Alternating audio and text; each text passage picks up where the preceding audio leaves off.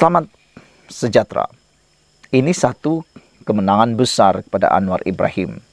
Walaupun diratib setiap waktu, setiap saat seperti sebagai Perdana Menteri yang gagal, rupa-rupanya Anwar Ibrahim jauh lebih berjaya daripada apa yang diratib oleh Walaun ataupun pembangkang.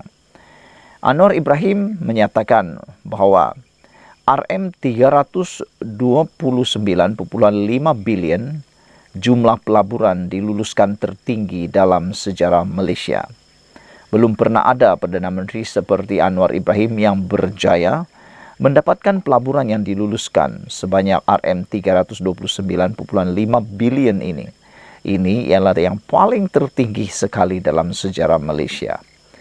Saya pasti berita ini tidak disukai oleh segolongan penyokong Perikatan Nasional, khususnya Walaun. Mereka pasti benci dengan pendedahan ini.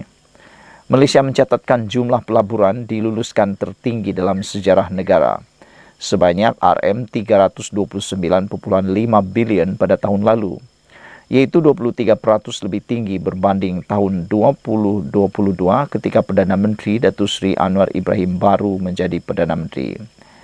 Beliau berkata daripada jumlah pelaburan tersebut, pelaburan asing adalah penyumbang utama, iaitu sebanyak 57.2% berbanding pelaburan domestik sebanyak 42.8%.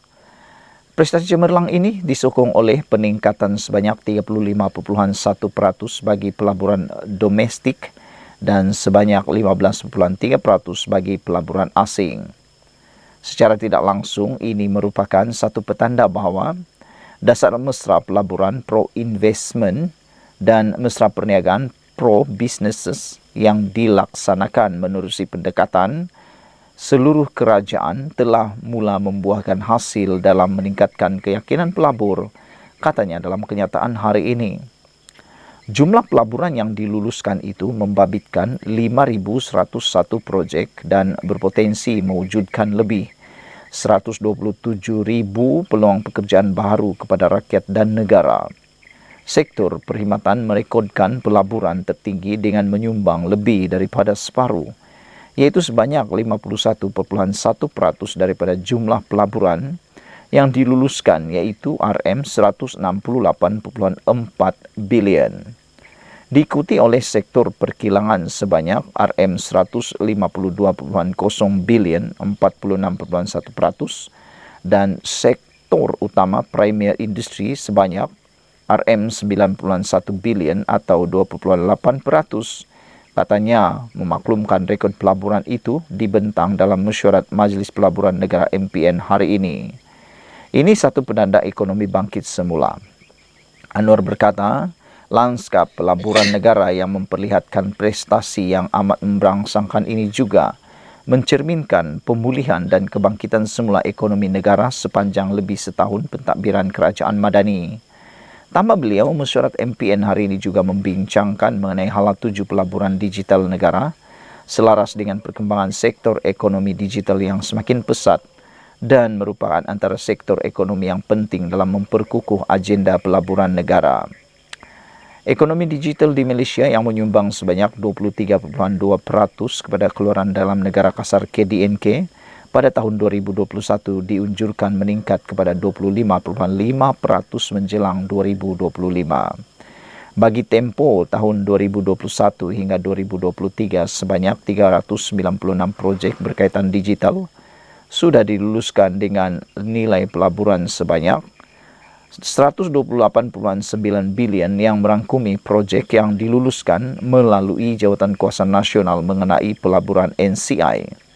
Pelaburan dalam projek digital ini dijangka mewujudkan peluang pekerjaan kepada 36.553 rakyat. Tempatan antara pelaburan digital yang diluluskan adalah dalam sektor pusat data, pengkomputeran awam, penghosan data, analisis data besar dan kecerdasan buatan, katanya. Beliau berkata kehadiran syarikat-syarikat digital terkemuka dunia dan peneraju pasaran global di Malaysia juga memberi isyarat penting bahawa Malaysia mempunyai tarikan dan ekosistem pelaburan yang kondusif untuk pelaburan digital. Justru kerajaan perlu memudah cara sebaik mungkin pelaburan digital berpotensi tanpa seberang kompromi terhadap aspek berkaitan keselamatan data dan kedaulatan negara, kata Anwar Ibrahim. Sekian dulu untuk kali ini. Jangan lupa tinggalkan komen anda, tekan butang subscribe. Kita jumpa lagi. Bye-bye. Salam sejahtera. Menantu Muhyiddin sudah gahib selama 9 bulan. Akhirnya, beliau perlu kembali ke tanah air. Menantu Muhyiddin wajib kembali ke tanah air. Setelah gahib sudah 9 bulan, menantu bekas Perdana Menteri Tan Sri Muhyiddin Yassin perlu kembali ke tanah air untuk menghadapi pertuduhan pecah amanah jenayah CBT oleh Suruhanjaya Pencegahan Rasuah Malaysia SPRM. Kertas siasatan membabitkan Datuk Seri Muhammad Adlan Berhan yang menghilangkan diri sejak Mei tahun lalu telah pun selesai. Ketua Pesuruhjaya SPRM Tan Sri Zambaki berkata, Muhammad Adlan, 48 tahun, sudah bersedia untuk dituduh di mahkamah. Walau bagaimanapun sehingga kini dia masih belum dapat dikesan atau masih gahib. SPRM telah hantar kertas siasatan itu untuk pertuduhan di mahkamah, katanya.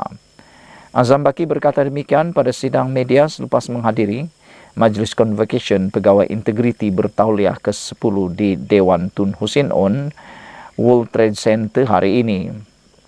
Untuk rekod, dokumen yang diperlukan telah diserahkan kepada Interpol pada Oktober tahun lalu untuk permohonan notis merah terhadap Muhammad Adlan dan peguamnya Mansur Saad, 69 tahun. Kedua-dua individu terbabit sudah meninggalkan Malaysia masing-masing pada 17 Mei dan 21 Mei tahun lalu. Beberapa dokumen termasuk draft pertuduhan kes membabitkan dua individu terbabit telah diserahkan kepada APDRM bagi melengkapkan permohonan notis merah. Muhammad Adlan terbabit dalam kes penyelewengan projek pendaftaran pengambilan dan penyimpanan biometrik pekerja asing bagi sebuah kementerian. Saudara-saudara sekalian, ini memang sesuatu yang memang mengejutkan kita semua. Adakah menantu Muhyiddin ini akan pulang ke Malaysia esok atau minggu depan selepas pertuduhan beliau sah telah pun dinyatakan, iaitu pertuduhan pecah amanah jenayah CBT oleh SPRM. Kertas siasat membabitkan Datuk Seri Muhammad Adlan Berhan yang menghilangkan diri sejak Mei tahun lalu telah pun selesai, kata SPRM. Ketua SPRM berkata Muhammad Adlan, 48 tahun, sudah bersedia untuk dituduh di mahkamah. Walau bagaimanapun sehingga kini beliau masih belum dapat dikesan atau dengan kata lain masih gahib entah ke mana. SPRM telah menghantar kertas siasatan itu untuk pertuduhan di mahkamah, katanya. Sekian dulu untuk kali ini. Jangan lupa tinggalkan komen anda, tekan butang subscribe. Kita jumpa lagi. Bye-bye.